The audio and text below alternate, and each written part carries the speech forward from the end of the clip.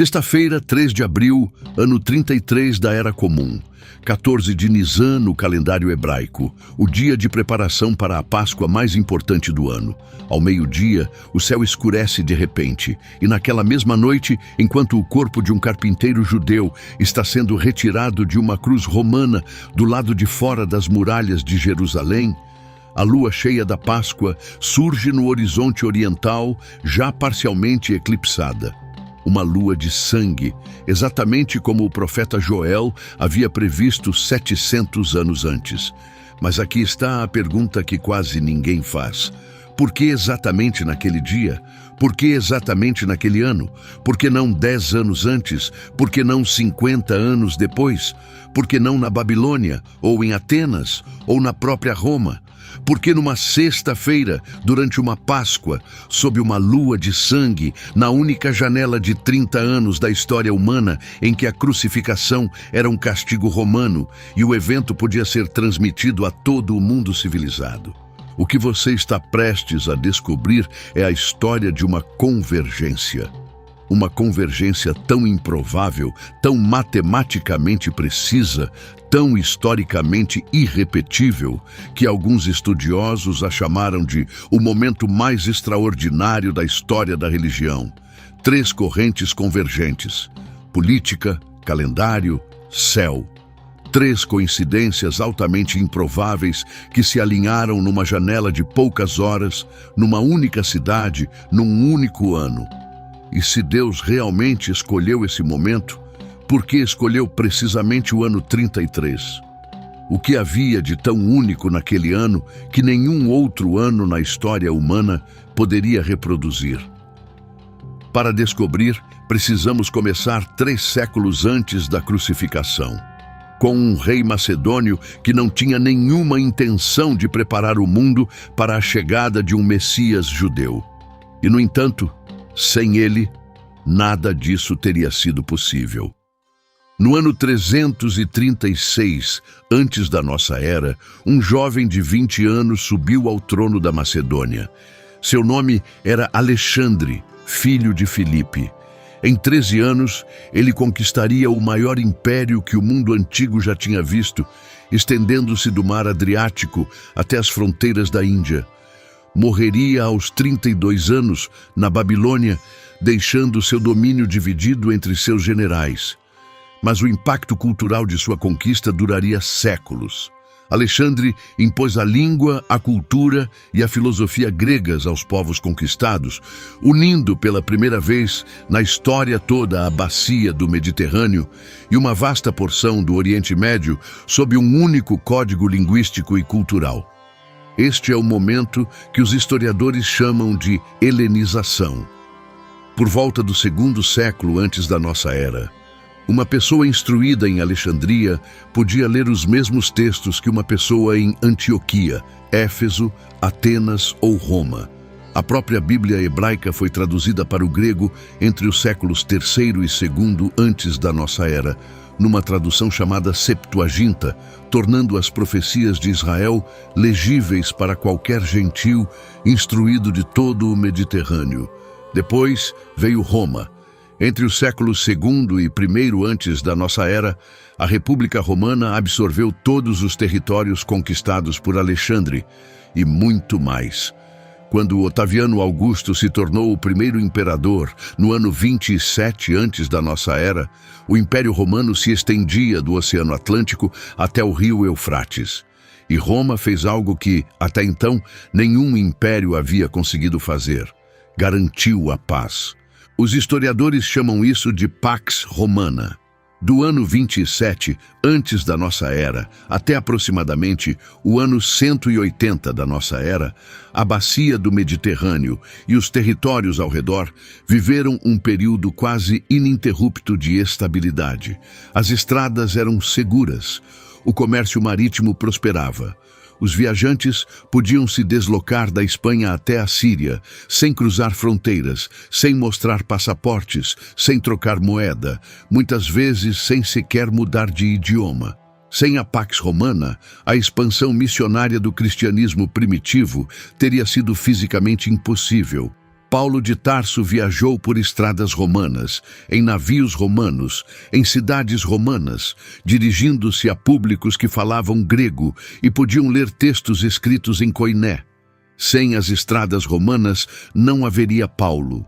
Sem o koiné, não haveria evangelhos legíveis para a diáspora. Mas existe algo ainda mais importante, algo que tem a ver com o próprio método da morte de Jesus. Porque aqui tocamos num detalhe que quase ninguém percebe, mas que muda tudo. Preste atenção neste próximo ponto, porque ele explica porque o momento não era apenas conveniente, mas absolutamente necessário. A crucificação era um castigo romano, especificamente romano, reservado por Roma para uma categoria precisa de crimes, especialmente sedição, traição e insurreição por parte de não-cidadãos. Os judeus do primeiro século não crucificavam. O Código Penal hebraico previa apedrejamento, fogueira, decapitação e estrangulamento como formas de execução capital. Nenhuma delas envolvia ser pendurado num pedaço de madeira. O livro de Deuteronômio, capítulo 21, versículo 23, diz explicitamente que o corpo de quem é pendurado num madeiro é maldito por Deus. Para um judeu, morrer numa cruz era a morte mais teologicamente humilhante que se podia imaginar. Era a morte de alguém rejeitado até pelo próprio Deus. E aqui está o paradoxo. Precisamente essa morte, considerada a mais maldita pela tradição hebraica, tornou-se central na mensagem cristã. Porque o apóstolo Paulo, citando exatamente aquele versículo de Deuteronômio em sua carta aos Gálatas, explicaria que Jesus se tornou maldição em nosso lugar, tomando sobre si a maldição que cabia a nós. Sem a crucificação, sem aquela forma específica de execução, essa leitura paulina da morte de Cristo como maldição redentora teria sido impossível de formular. Mas a crucificação era um instrumento romano, usado sistematicamente apenas quando Roma controlava um território diretamente. E Roma controlou a Judéia diretamente apenas entre o ano 6 da nossa era, quando depôs o etnarca Arquelau e converteu a região numa província romana sob prefeitura direta, e o ano 66, quando começou a grande revolta judaica que levaria à destruição de Jerusalém. 60 anos. 60 anos de controle romano direto sobre Jerusalém, durante os quais um profeta judeu podia ser condenado à crucificação por um governador romano. Antes do ano 6 da nossa era, a Judéia era um reino vassalo, administrado por Herodes e seus filhos. A crucificação romana teria sido politicamente complicada. Depois do ano 66, Jerusalém foi primeiro sitiada e depois destruída. O templo foi queimado no ano 70. A própria cidade foi arrasada no ano 135, após a Segunda Revolta. Não haveria mais uma Jerusalém na qual ser crucificado diante de uma multidão de Páscoa. 60 anos. Uma janela de 60 anos na qual tudo precisava acontecer. E nesses 60 anos, quem era o governador romano em exercício? Durante a maior parte do período, os governadores mudavam rapidamente, com mandatos de 1 ou 2 anos, sem a estabilidade política necessária para lidar com um caso religioso delicado.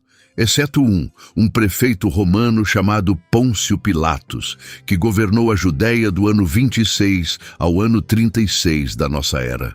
10 anos. O mandato mais longo de qualquer prefeito da Judéia antes da Grande Revolta.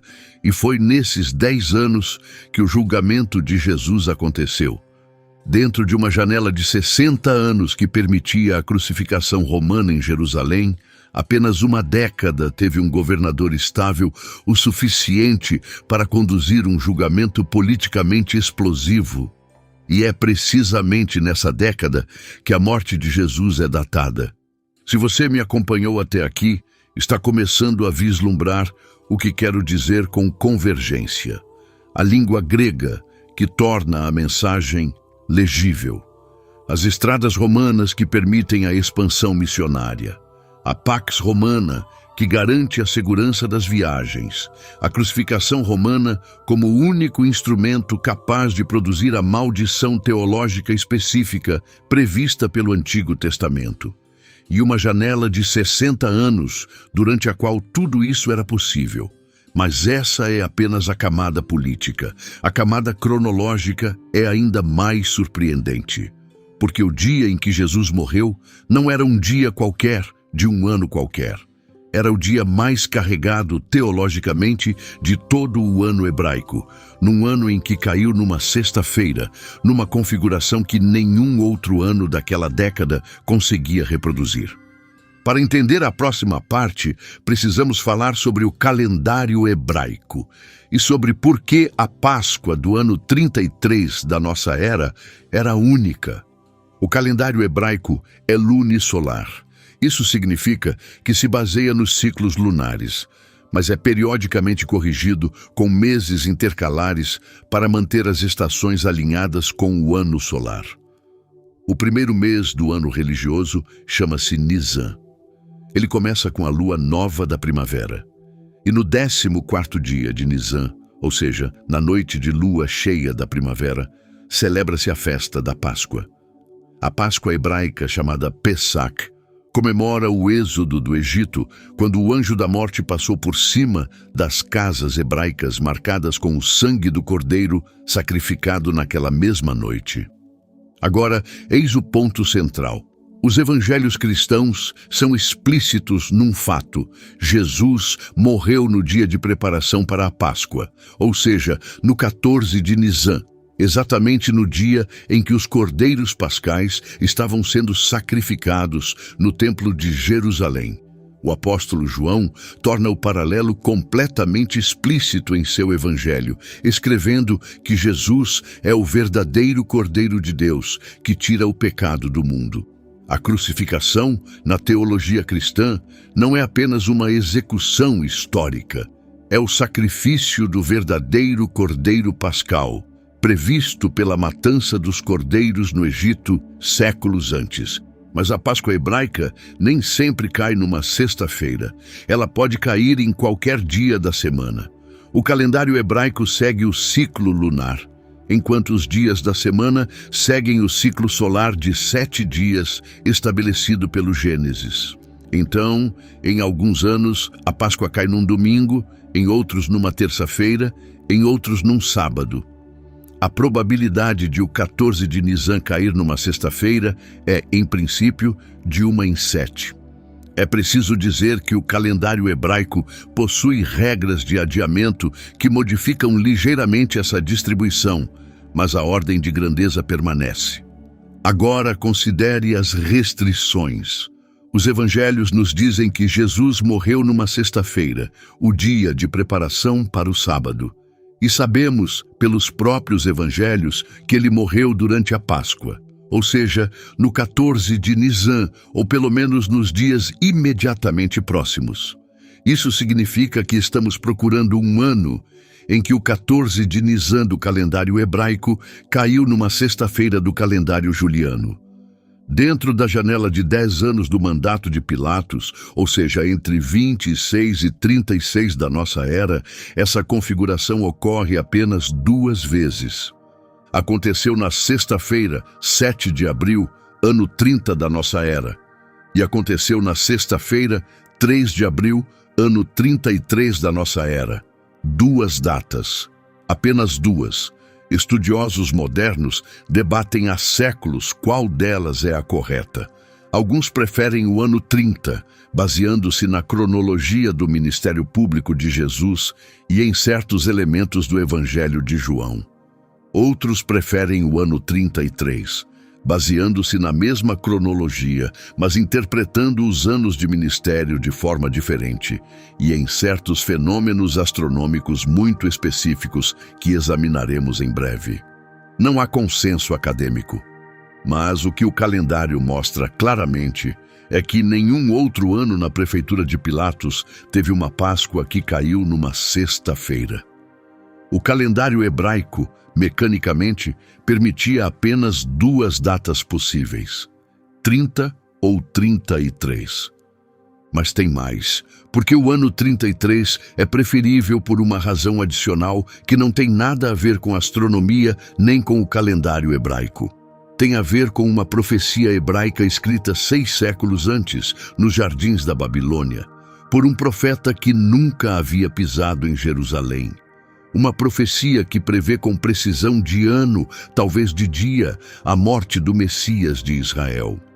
E a convergência entre essa profecia e o ano 33 é tão precisa, tão matematicamente exata, que durante 2000 anos rabinos, teólogos e estudiosos discutiram sobre como isso é possível. O nome do profeta era Daniel. E sua história é uma das mais estranhas de todo o Antigo Testamento. No ano 586, antes da nossa era, o rei babilônico Nabucodonosor II invadiu o reino de Judá, conquistou Jerusalém, destruiu o templo de Salomão e deportou grande parte da população para a Babilônia. Entre os deportados, segundo a tradição, estava um jovem nobre judeu chamado Daniel. O livro de Daniel, escrito em parte em hebraico e em parte em aramaico, conta a história de sua vida como conselheiro na corte babilônica, de suas visões proféticas e dos acontecimentos políticos e teológicos que marcaram sua existência. É um dos livros mais controversos de todo o cânon bíblico, tanto pela sua datação, sobre a qual os estudiosos se dividem, quanto pela precisão de suas profecias, que levou alguns a pensar que foi escrito depois dos eventos que alega prever. Mas existe uma profecia de Daniel que, independentemente de quando foi escrita, sempre foi uma das profecias messiânicas mais discutidas de todos os tempos. Ela se encontra no capítulo 9. E é chamada de profecia das 70 semanas. A história é a seguinte: Daniel, no primeiro ano de Dário, o medo, ou seja, por volta do ano 538 antes da nossa era, está orando. Ele está lendo as profecias de Jeremias, nas quais se diz que o exílio babilônico duraria 70 anos. Daniel calcula que esses 70 anos estão prestes a acabar. Ele ora pela restauração de Jerusalém, ora pelo retorno de seu povo. E enquanto está orando, o anjo Gabriel aparece e lhe dá uma revelação que mudaria a teologia hebraica para sempre. Escuta-me, diz Gabriel, 70 semanas foram decretadas para o teu povo e para a tua cidade santa, para pôr fim à transgressão, para selar o pecado, para expiar a iniquidade, para trazer a justiça eterna, para selar visão e profecia e para ungir o lugar santíssimo. Então sabe e entende. Desde o momento em que sair a ordem para reconstruir Jerusalém até a vinda de um ungido, um príncipe, haverá 7 semanas. Depois, por 62 semanas, ela será reconstruída com praças e muros, mas em tempos de angústia. Depois das 62 semanas, um ungido será cortado, mas não por si mesmo. O texto é denso, está escrito em linguagem simbólica, mas os rabinos da antiguidade, os primeiros pais da igreja e os estudiosos bíblicos modernos concordaram na interpretação básica. As 70 semanas não são 70 semanas de 7 dias cada. São 70 semanas de 7 anos cada. Um total de 490 anos. O relógio começa no momento em que uma ordem é dada para reconstruir Jerusalém. E depois de 69 dessas semanas, ou seja, depois de 483 anos, um Messias, um ungido, aparecerá. E esse Messias será cortado. A expressão hebraica usada, Ikaret, significa precisamente morto, eliminado, executado. Em outras palavras, Daniel estava escrevendo 6 séculos antes da nossa era, que exatamente 483 anos depois de um decreto específico para reconstruir Jerusalém, o Messias de Israel apareceria e seria morto. Agora, quando foi emitido esse decreto? O livro de Neemias nos conta, capítulo 2, versículo 1. No mês de Nisan, no 20º ano do rei Artaxerxes, o rei persa autorizou Neemias a retornar a Jerusalém e reconstruir a cidade, as muralhas e os portões. Os historiadores dataram esse decreto com base em registros persas e babilônicos na primavera do ano 445 antes da nossa era. Alguns estudiosos preferem 444, outros 445, com uma margem de erro de cerca de 1 ano. Mas o consenso é claro. O decreto de Artaxerxes, que permitiu a reconstrução de Jerusalém, foi emitido entre 444 e 445 antes da nossa era. Agora faça as contas, e aqui precisamos fazer uma pausa, porque o cálculo é delicado e merece ser explicado passo a passo. O ano profético hebraico, aquele usado por Daniel, era um ano de 360 dias, e não de 365 dias e 1/4, como o nosso calendário solar. Sabemos disso porque o livro do Apocalipse define explicitamente a 70ª semana de Daniel como tendo 1260 dias, divididos numa meia semana de 3 anos e meio.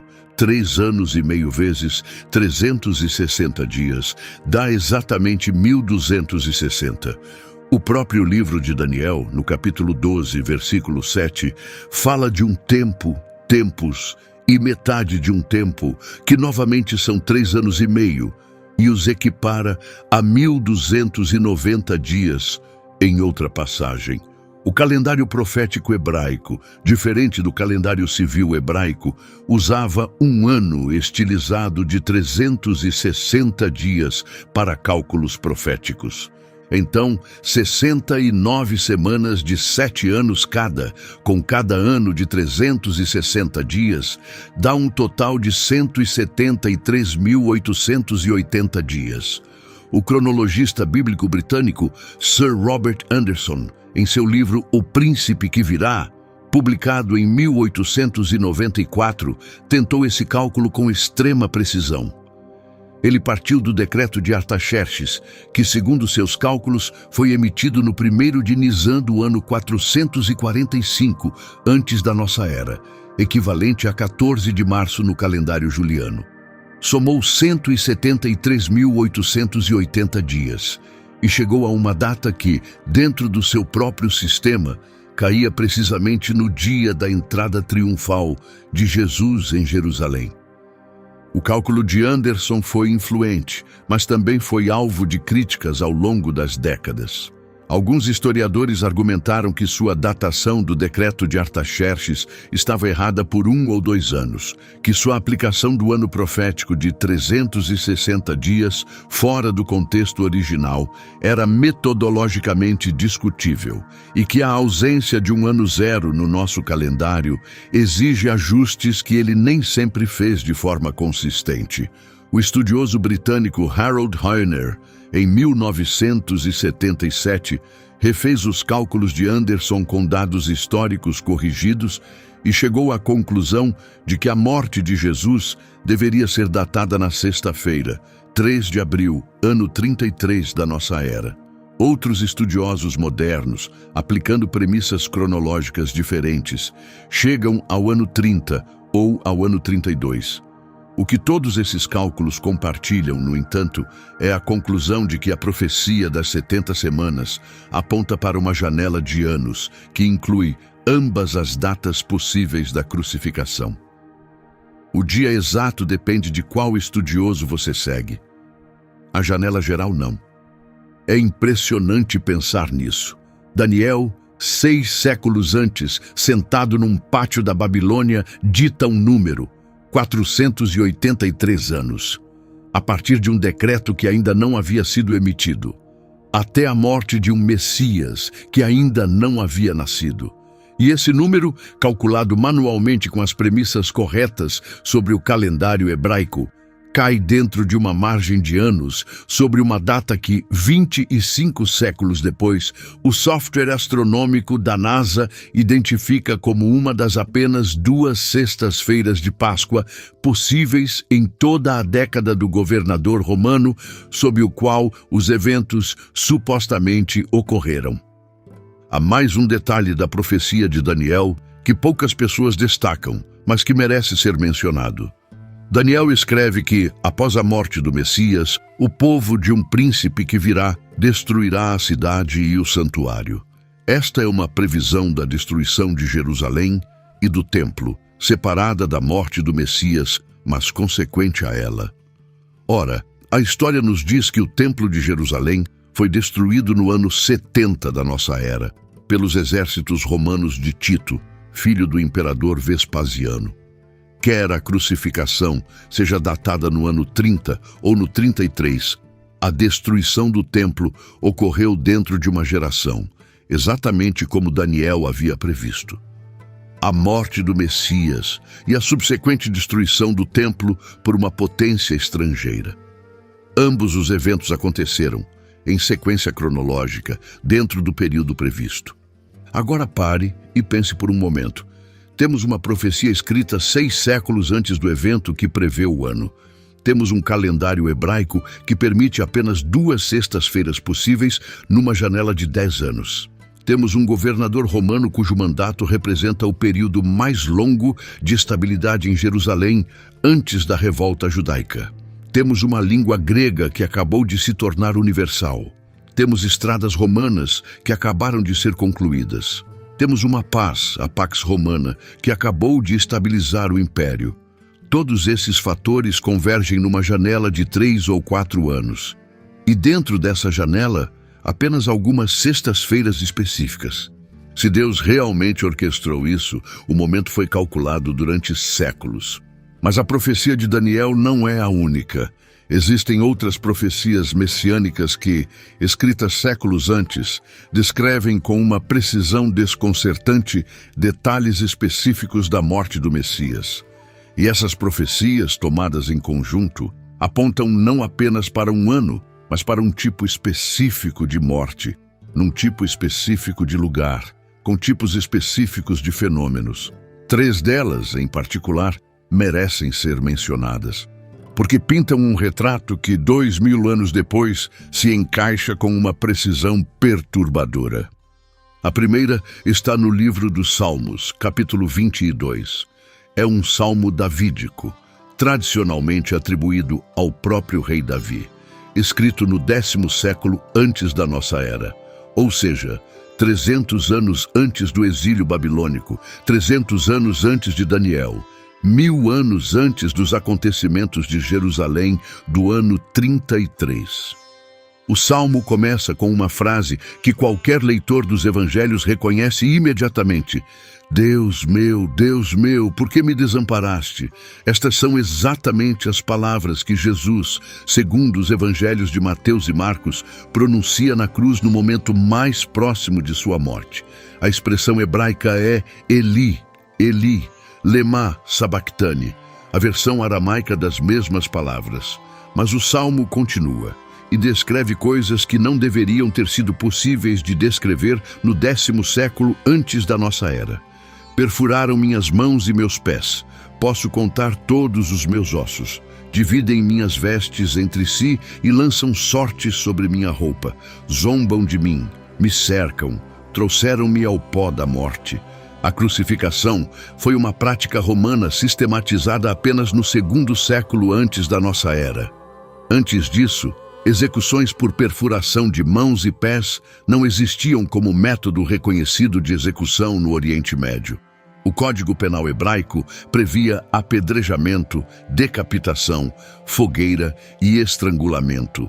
Nada que envolvesse a perfuração das extremidades.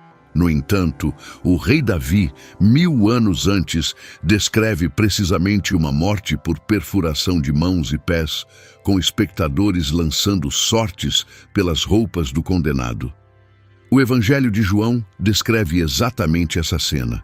os soldados romanos, após crucificar Jesus, dividem suas roupas em 4 partes e lançam sortes por sua túnica, tecida numa peça única sem costuras.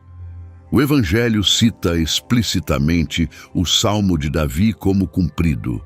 A segunda profecia está no livro de Isaías, capítulo 53, o chamado Cântico do Servo Sofredor, escrito no 8º século antes da nossa era, 700 anos antes dos acontecimentos de Jerusalém. Ele descreve um Redentor que, em vez de triunfar militarmente, como a tradição hebraica esperava do Messias, é humilhado, espancado e morto. Ele foi ferido pelas nossas transgressões, esmagado pelas nossas iniquidades. Pelas suas feridas fomos curados. Como um cordeiro levado ao matadouro, mudo diante dos seus tosquiadores, não abriu a boca. Um cordeiro levado ao matadouro em silêncio no dia da Páscoa. O paralelo com o cordeiro pascal sacrificado no Egito, cujo sangue poupou as casas do anjo da morte, é teológico. Mas o paralelo com um homem morrendo em silêncio numa cruz romana, no 14 de Nisan, enquanto os cordeiros pascais estavam sendo sacrificados no templo a poucas centenas de metros de distância, é histórico. A terceira profecia está no livro de Zacarias, capítulo 12, versículo 10. É uma das profecias messiânicas mais enigmáticas de todo o Antigo Testamento. Olharão para aquele a quem traspassaram. Traspassaram. A palavra hebraica é dakaru, que indica perfuração com um instrumento afiado. O termo em hebraico é genérico o suficiente para indicar perfuração por espada, lança ou outra arma, e alguns comentaristas judeus o interpretam como referência a uma ferida sofrida em batalha por um futuro rei de Israel. Zacarias escrevia no final do 6º século antes da nossa era, após o retorno do exílio babilônico, num período em que a crucificação romana ainda não existia como punição sistemática. Então, embora a profecia não preveja especificamente a crucificação, a imagem de uma figura messiânica morta por perfuração permaneceu um enigma para os comentaristas judeus durante séculos. O Evangelho de João, capítulo 19, versículos 34 e 37, aplica essa profecia a Jesus, descrevendo como um soldado romano perfurou seu lado com uma lança após sua morte, citando Zacarias explicitamente como cumprido. Temos, portanto, 4 profecias: Daniel, que fornece o ano; o Salmo 22, que fornece o método de execução e o lançamento de sortes; Isaías, que fornece o caráter silencioso e pascal; Zacarias, que fornece a perfuração; e depois há uma quinta, talvez a mais surpreendente de todas. O profeta Miqueias, capítulo 5, versículo 2, escrito no 8º século antes da nossa era, prevê que o Messias nascerá em Belém, uma pequena aldeia da Judéia. Os evangelhos de Mateus e Lucas, escritos cerca de 1000 anos depois, situam o nascimento de Jesus precisamente em Belém.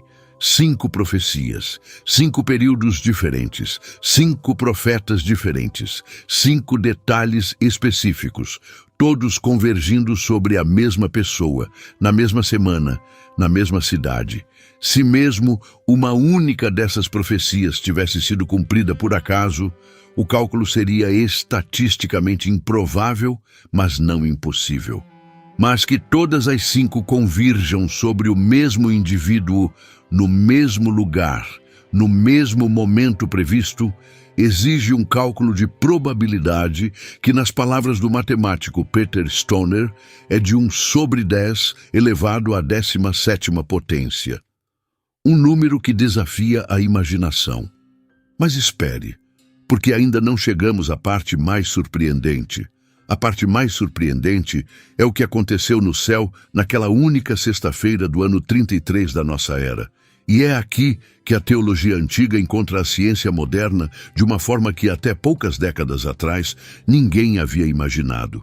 O céu, no dia da crucificação, é descrito nos evangelhos com palavras que, durante séculos, foram lidas como metáfora teológica. Do meio-dia até às 3 da tarde, diz o evangelho de Mateus, a escuridão cobriu toda a terra. O evangelho de Lucas especifica que a luz do sol se obscureceu. O véu do templo se rasgou em dois. A terra tremeu. As rochas se partiram. Os túmulos se abriram. Muitos leitores, mesmo crentes, interpretaram essas passagens como embelezamentos literários, como recursos estilísticos destinados a sublinhar a importância cósmica do evento. Mas e se não fossem metáforas? E se fossem descrições, talvez imperfeitas, talvez estilizadas, de fenômenos que realmente aconteceram? A ciência moderna, particularmente a astronomia e a geologia, começou nas últimas décadas a investigar essa questão com métodos rigorosos, e o que surgiu é, para dizer o mínimo, surpreendente. Comecemos pelo eclipse, já o mencionamos no início deste vídeo. A NASA, na sua página de História dos Eclipses, confirmou que na sexta-feira, 3 de abril, ano 33 da nossa era, um eclipse lunar parcial foi visível a partir de Jerusalém. Foi um eclipse que começou antes do nascer da Lua e terminou pouco depois de a Lua surgir no horizonte oriental. Portanto, quando os habitantes de Jerusalém olharam para o céu após o pôr do sol naquela sexta-feira, viram uma lua que emergiu já sombreada pela terra, com o tom avermelhado característico que os eclipses lunares produzem. Uma lua de sangue, na linguagem do profeta Joel. Agora, aqui é preciso ser honesto. Nem todos os astrônomos concordam sobre a visibilidade exata deste eclipse a partir de Jerusalém. O astrônomo Bradley Schaeffer, num estudo publicado em 1990, argumentou que a Lua estaria tão baixa no horizonte e o céu tão iluminado pelo crepúsculo que o eclipse teria sido difícil ou impossível de ver a olho nu.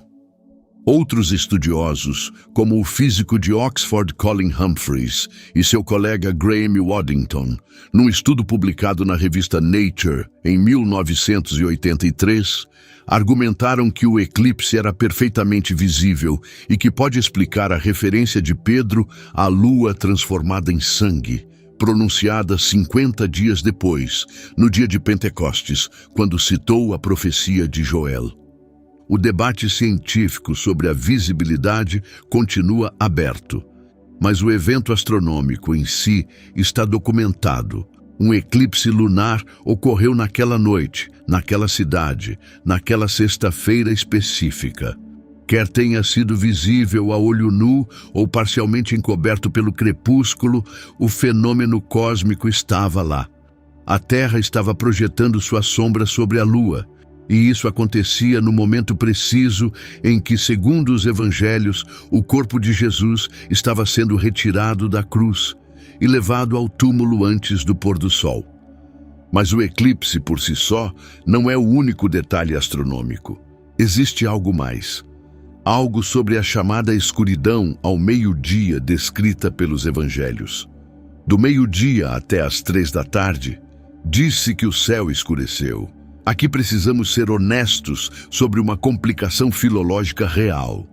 Alguns manuscritos antigos do Evangelho de Lucas usam a expressão grega eklipontos, que pode ser traduzida como o sol se eclipsou. Outros manuscritos usam uma expressão mais geral que simplesmente significa o sol se escureceu. Essa variação textual gerou séculos de debate.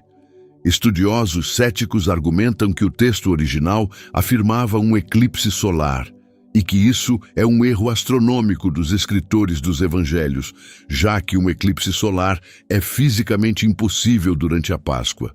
Os eclipses solares ocorrem apenas durante a lua nova, quando a lua passa entre a Terra e o Sol. A Páscoa, por definição, cai durante a lua cheia, quando a lua está no lado oposto da Terra em relação ao Sol. Então, qualquer que tenha sido a escuridão ao meio-dia, não poderia ter sido um eclipse solar. Estudiosos conservadores argumentam que a palavra grega pode significar simplesmente "a luz falhou", sem implicar um eclipse técnico, e que copistas posteriores podem ter introduzido confusão. Qualquer que seja a leitura que adotemos, o fenômeno descrito pelos evangelhos não foi um eclipse solar. Então, o que foi a escuridão ao meio-dia? Alguns estudiosos propuseram que foi um khamsin, a tempestade de areia típica do Oriente Médio na primavera, que pode escurecer o céu por horas e é bem documentada em Jerusalém nos meses de março e abril. Outros sugeriram um evento vulcânico excepcional no Mediterrâneo que encheu a atmosfera de cinzas. Outros falam de um milagre divino que dobra as leis da natureza por razões teológicas. A verdade histórica é que não sabemos com certeza o que aconteceu, mas sabemos que fontes antigas, tanto cristãs quanto não cristãs, mencionam uma escuridão incomum associada ao período da crucificação. O historiador grego Flégon de Trales, no 2º século da nossa era, menciona na sua crônica uma grande escuridão que ocorreu sob o reinado de Tibério e que ele chama de notável. O escritor cristão Tertuliano, no final do 2º século, remete seus leitores a essa mesma tradição, sugerindo que o evento era conhecido além das fontes cristãs, embora a natureza exata dessas referências e sua confiabilidade histórica continuem debatidas pelos estudiosos. A convergência entre o escurecimento do sol ao meio-dia e a lua de sangue ao nascer da lua do mesmo dia é, mesmo na leitura científica mais cética, uma coincidência notável. E é uma coincidência que matematicamente não pode ser replicada por nenhuma outra sexta-feira de Páscoa em toda a prefeitura de Pilatos. O ano 30 não teve nenhum eclipse visível a partir de Jerusalém na noite de Páscoa. O ano 33 teve. O ano 30 não tem nenhum registro documentado de escuridão incomum ao meio-dia. O ano 33 tem referências em fontes não cristãs. Do ponto de vista astronômico, o ano 33 da nossa era é único na década do mandato de Pilatos. Se você ainda está comigo a esta altura, entendeu de que convergência estamos falando. Vamos fazer uma pausa por um momento e recapitular, porque acumulamos muita informação e é essencial ver o quadro completo com clareza. Após esta breve recapitulação, mergulharemos na parte mais perturbadora de todas. A parte que pergunta se essa convergência pode realmente ser apenas uma coincidência, ou se existe algo mais. Vimos que entre o ano 6 e o ano 66 da nossa era, Jerusalém estava sob o controle direto de Roma. Esta era a única janela na qual um judeu podia ser condenado à crucificação por um magistrado romano antes da destruição da cidade. Dentro dessa janela de 60 anos, o mandato mais longo e estável de um prefeito foi o de Pôncio Pilatos, do ano 26 ao ano 36. 10 anos. Dentro desses 10 anos, a Páscoa hebraica caiu numa sexta-feira apenas 2 vezes. 7 de abril do ano 30 e 3 de abril do ano 33. Dessas 2 datas, apenas a segunda é acompanhada por fenômenos astronômicos documentados, incluindo um eclipse lunar parcial na mesma noite.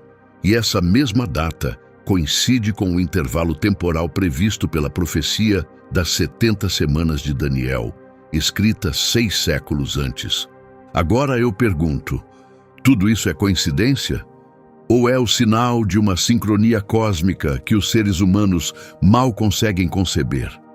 Se essa pergunta está fazendo você pensar, reserve um momento para se inscrever no canal. Porque o que você está prestes a descobrir a seguir é a parte que a maioria dos estudiosos de religião considera a mais desconfortável de todas. É a parte onde a convergência se torna tão densa, tão multifacetada, que o simples acaso já não parece bastar como explicação. E é também a parte onde os paradoxos mais profundos da teologia bíblica se tornam impossíveis de ignorar. Vamos continuar. porque as convergências não terminam com a política, o calendário, a profecia e a astronomia. Ainda existem outras, e cada uma delas, tomada individualmente, seria notável. Juntas, formam um retrato que não tem igual em nenhum outro evento histórico. Comecemos pelo que os historiadores da religião chamam de expectativa messiânica do judaísmo do primeiro século. Nos anos imediatamente anteriores à crucificação, a sociedade hebraica estava num estado de intensa agitação apocalíptica.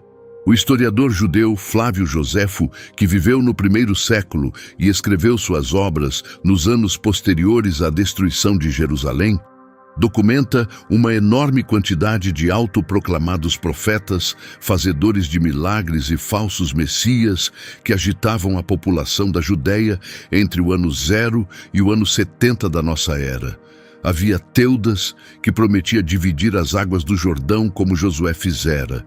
Havia Judas, o galileu, que lançou uma revolta fiscal contra Roma. Havia o egípcio, que reuniu seguidores no Monte das Oliveiras, prometendo derrubar as muralhas de Jerusalém. Havia dezenas, talvez centenas, de figuras menos documentadas que se autoproclamavam messias e reuniam seguidores. Por que essa profusão de figuras messiânicas precisamente naquele momento? A resposta está justamente na profecia de Daniel. Os rabinos do primeiro século estavam calculando com grande cuidado as 70 semanas de Daniel. Sabiam que o tempo estava cumprido. Sabiam que, segundo os cálculos do profeta, o Messias estava prestes a aparecer. Toda a nação estava em alerta, olhando para o céu, examinando o horizonte político, esperando o sinal. Os essênios de Qumran, a comunidade judaica que nos deixou os manuscritos do Mar Morto, escreveram textos apocalípticos que falam explicitamente da iminência da era messiânica.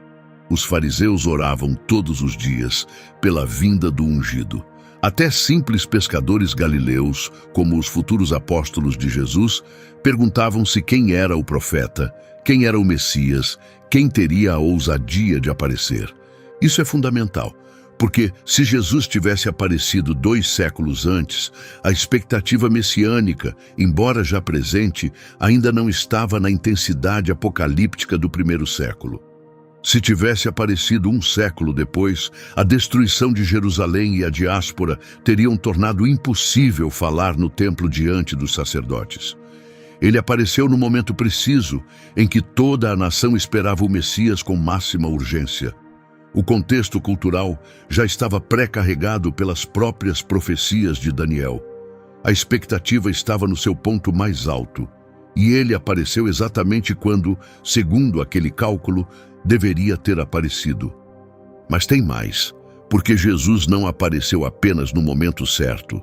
Apareceu falando uma língua que, de repente, o mundo inteiro podia entender.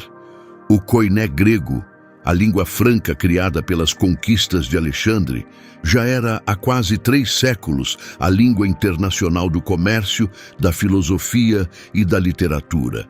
A Septuaginta, a tradução da Bíblia hebraica para o grego, havia tornado as profecias hebraicas acessíveis a todo o mundo instruído.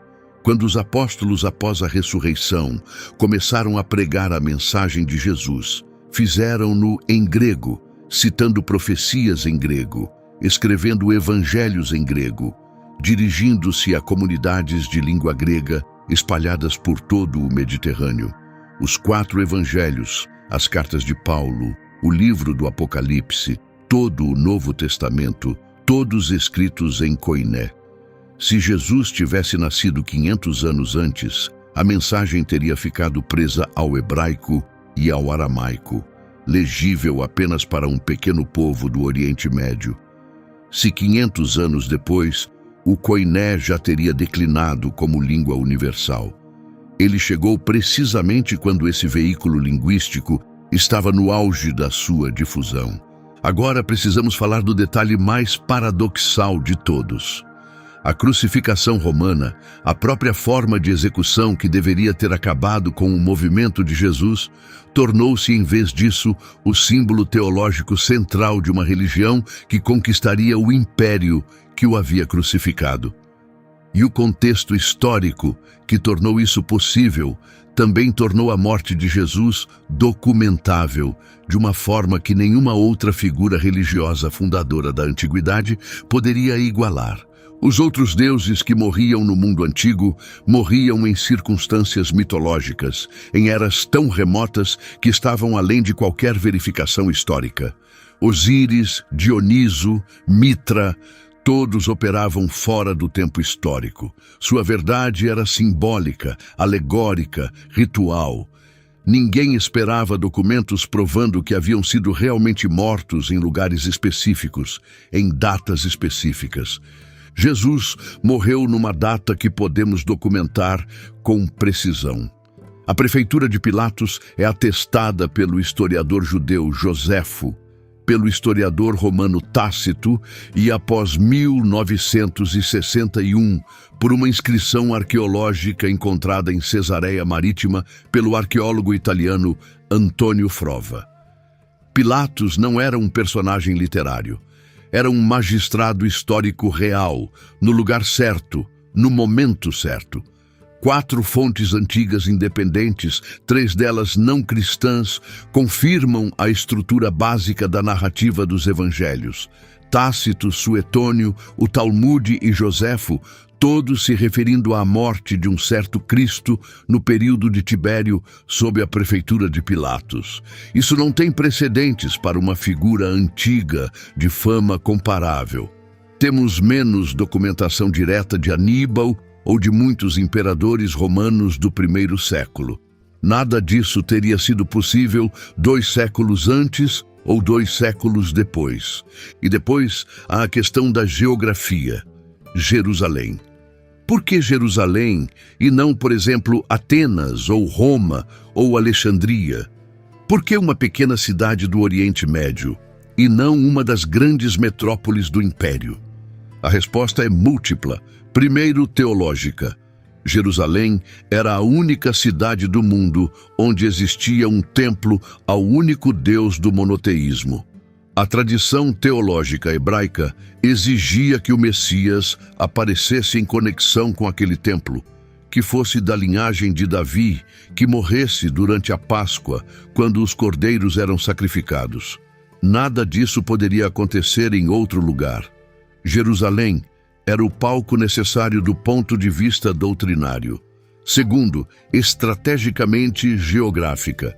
Jerusalém estava situada no ponto preciso de interseção entre 3 continentes: África ao sul, Europa a oeste, Ásia a leste. Por Jerusalém passavam as rotas comerciais e de peregrinação que ligavam o Egito à Síria, a Arábia ao Mediterrâneo. Uma mensagem que partisse de Jerusalém podia se espalhar nas 4 direções cardeais por rotas que já existiam fisicamente. Os peregrinos que vinham da diáspora para celebrar a Páscoa vinham de lugares tão distantes como Roma, Cartago, Pérsia, Anatólia, Egito e Cirene. Cada um desses peregrinos, ao voltar para casa, podia se tornar um vetor da notícia do que havia acontecido naqueles dias de abril do ano 33. O livro dos Atos dos Apóstolos, no capítulo 2, lista explicitamente as nacionalidades dos peregrinos presentes em Jerusalém no Pentecostes, que seguiu a crucificação, 50 dias após a Páscoa. Partos, medos, elamitas, habitantes da Mesopotâmia, Judéia, Capadócia, Ponto, Ásia, Frígia, Panfilha, Egito, Líbia, Roma, cretenses e árabes. 16 grupos geográficos distintos. De cada uma dessas regiões, testemunhas podiam levar para casa, nos meses seguintes, as notícias dos eventos que se desenrolaram naqueles dias de Páscoa. O cristianismo, segundo o próprio livro de Atos, criou raízes em comunidades espalhadas por 3 continentes, num período notavelmente curto, ajudado pela própria rede de peregrinos que se havia reunido para a festa. uma difusão geográfica que, a partir de qualquer outra cidade do Império, teria sido muito menos eficaz. Se você ainda está comigo, começou a ver algo que, quanto mais examinamos, mais difícil é ignorar. Cada detalhe, tomado individualmente, poderia ser uma coincidência histórica. A Pax Romana, o Koiné, as estradas, Pilatos, o calendário hebraico, a profecia de Daniel, o eclipse, a localização de Jerusalém, a presença de peregrinos de 16 nações. Mas colocados juntos, na mesma janela de poucas horas da mesma sexta-feira da mesma Páscoa do mesmo ano, na mesma cidade, na única interseção de 3 continentes no mundo romano, formam uma convergência tão improvável que o cálculo da probabilidade de coincidência casual exige números que desafiam a compreensão. Alguns apologistas cristãos tentaram tornar esse cálculo explícito. O matemático americano Peter Stoner, em seu livro A Ciência Fala, de 1944, calculou que a probabilidade de um único indivíduo cumprir, por simples acaso, apenas 8 das profecias messiânicas do Antigo Testamento era de 1/10, elevado à 17ª potência. É preciso dizer que o cálculo de Stoner foi amplamente criticado por estatísticos profissionais, que apontam que ele pressupõe a independência de eventos que não são necessariamente independentes e que exige julgamentos subjetivos sobre quais profecias contam e como estimar suas probabilidades individuais. Outros autores propuseram cálculos diferentes, com números diferentes, mas todos enfrentam objeções metodológicas semelhantes. O que permanece, além dos números específicos, é uma observação qualitativa. A convergência de múltiplas condições proféticas, calendáricas, políticas e astronômicas sobre uma única janela de anos é impressionante o suficiente para ter gerado séculos de discussão. É claro que cálculos desse tipo exigem julgamentos de valor. Dependem de como contamos as profecias, de como avaliamos a independência das várias condições, de como tratamos os elementos ambíguos ou interpretáveis. Um cético pode argumentar com razão que alguns desses cálculos são forçados, que algumas profecias são relidas retroativamente para se encaixar nos eventos, que algumas das convergências eram consequências inevitáveis de outras. Essas objeções são legítimas, mas não eliminam a questão central, que é a seguinte: se a convergência que descrevemos é resultado do puro acaso, por que ela se concentra tão densamente em torno de uma única sexta-feira, de um único ano, numa única cidade, no único momento da história humana em que todas as condições necessárias estavam simultaneamente presentes? Mas a verdadeira pergunta, a pergunta que fica suspensa mesmo depois de examinar tudo isso, é outra. É a seguinte: se tudo nesta história converge com tamanha precisão para uma única sexta-feira de um único ano, isso significa que a convergência é obra de um projeto inteligente? Ou significa que estamos vendo padrões que não existem, que estamos conectando pontos que, na realidade, não estão conectados? A questão é teológica, assim como filosófica, e não tem uma resposta que possa ser dada pela ciência. Mas tem uma resposta que cada um de nós, examinando os dados, pode ponderar por si mesmo. Voltemos por um momento à cena física daquela tarde de sexta-feira. 3 da tarde, horário de Jerusalém. O céu está escuro há 3 horas. Um carpinteiro judeu de Nazaré, espancado, açoitado, condenado à morte por um governador romano, finalmente morre numa cruz de madeira do lado de fora das muralhas da cidade. Seus seguidores estão arrasados. Os soldados romanos passam às próximas execuções. Os sacerdotes judeus se preparam para celebrar a Páscoa ao pôr do sol. Para os historiadores da época, teria parecido mais uma das muitas execuções triviais do Império Romano. A morte de mais um rebelde galileu numa província turbulenta durante uma festa religiosa. Mas naquele dia, enquanto o corpo de Jesus estava sendo retirado da cruz para ser colocado no túmulo de José de Arimateia, antes do início do sábado, a lua começou a surgir no horizonte oriental. E a lua, naquela noite, já estava parcialmente eclipsada. Nasceu escura, avermelhada, com a aparência descrita pelo profeta Joel 700 anos antes. Os discípulos, em sua dor, talvez não tenham percebido. Os sacerdotes, concentrados nos rituais pascais, talvez não tenham ligado os pontos. Mas a lua nasceu e a profecia se cumpriu. Se algum dia você se encontrar em Jerusalém ao pôr do sol, numa sexta-feira de abril, perto da Páscoa, olhe para a lua quando ela nascer. Imagine aquela cena. 2000 anos atrás, numa colina chamada Gólgota, o evento mais documentado do mundo antigo se desenrolou.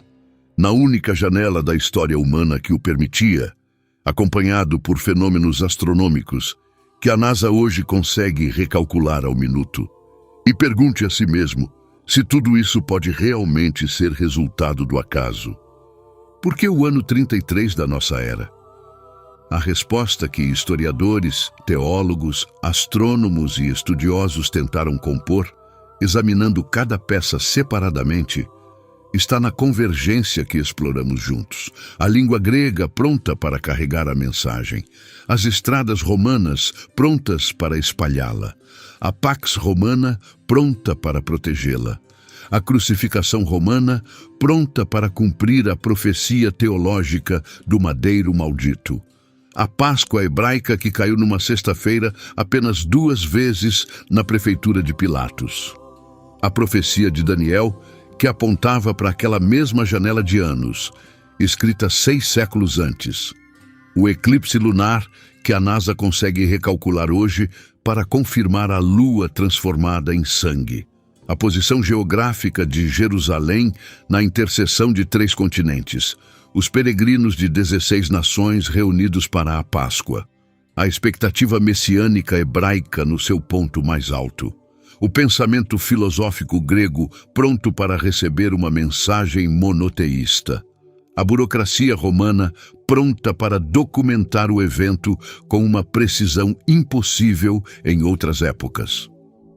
Cada um desses elementos, tomado individualmente, é um fato histórico, documentado, verificável, discutível. Colocados juntos, na mesma janela de poucas horas da mesma sexta-feira do mesmo ano, formam um retrato que, mesmo para os mais céticos, merece pelo menos uma pausa honesta de reflexão. Os crentes verão nessa convergência a assinatura de um plano divino. Os céticos verão uma combinação de contingências históricas que, olhadas retrospectivamente, podem parecer mais significativas do que foram.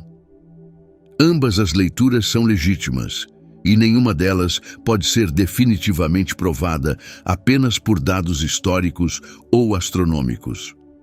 O que permanece, além da interpretação, são os próprios dados, documentados, calculáveis, repetíveis, abertos à investigação de qualquer pessoa que tenha a paciência de seguir os fios da história, da astronomia, da profecia e da teologia. A escolha de como ler essa convergência pertence a cada um de nós. Se durante este vídeo você se perguntou como um pequeno povo do Oriente Médio pôde produzir profecias tão precisas sobre a morte do seu próprio Messias, há outro mistério bíblico que você deveria conhecer. Chama-se o período dos 400 anos de silêncio. São os séculos entre o último profeta do Antigo Testamento e a chegada de João Batista, quando a voz de Deus pareceu desaparecer completamente de Israel. Enquanto nos bastidores, cada peça do quebra-cabeça que você acabou de ver neste vídeo estava sendo preparada. Essa história é contada em outro vídeo deste canal. Clique na imagem que você está vendo agora na tela e continue a jornada. E se você quer que histórias como esta, histórias escondidas, histórias esquecidas, histórias onde ciência e escritura se encontram de formas que mudam para sempre a maneira como você lê a Bíblia, continuem chegando até você toda semana, inscreva-se agora. Porque aqui, neste canal, não falamos apenas sobre a Bíblia. Abrimos as portas secretas da Bíblia, uma de cada vez. E ainda há muitas por abrir.